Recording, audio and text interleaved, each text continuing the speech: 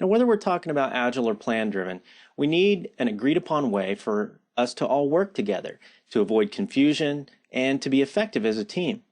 So we'll compare the history and characteristics of plan driven and agile software development so that we know where these things came from and what we can expect out of them.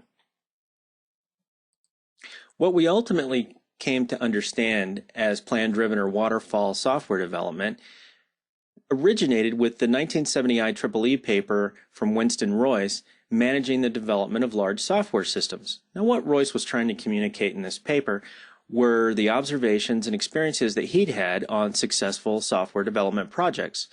In 1970, 40 years ago, he identified these gated, staged phases that a project would go through.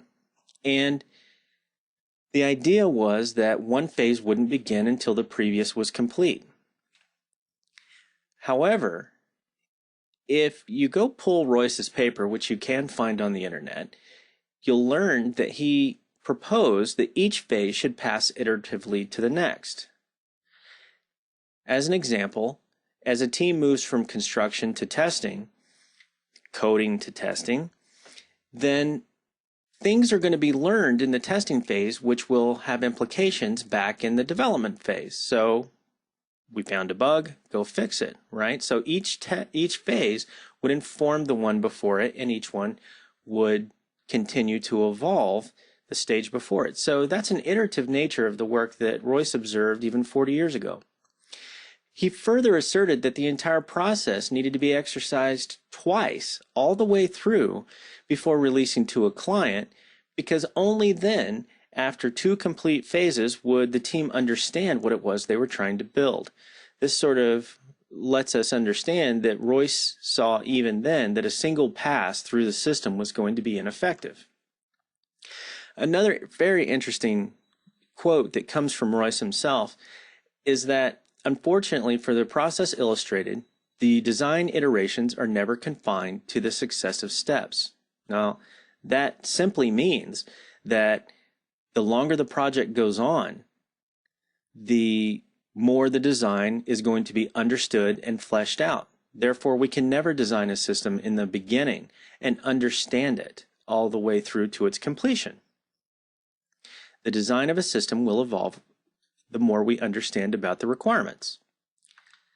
Now, for some reason, the popular view of Royce's work over the years held that planning could be accomplished all up front, but that the iterations between the phases, that was all but forgotten. Now, for many years, this misinterpretation of Royce's model was taken as the seminal idea on how to create software. By 2001, the industry was beginning to evolve. A group of industry luminaries who had themselves discovered new and different ways of doing software development got together in Utah to talk about their common experiences. Together, they became known as the Agile Alliance. And these people, over the course of a weekend, produced a document called the Manifesto for Agile Software Development. And although we won't be reading a lot of slides, this one bears further scrutiny.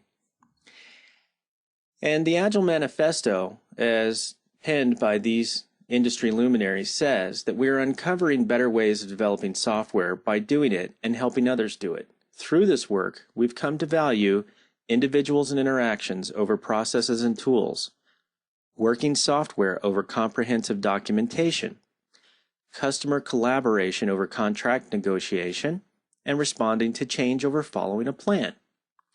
That is, while there is value in the items on the right, we value the items on the left more.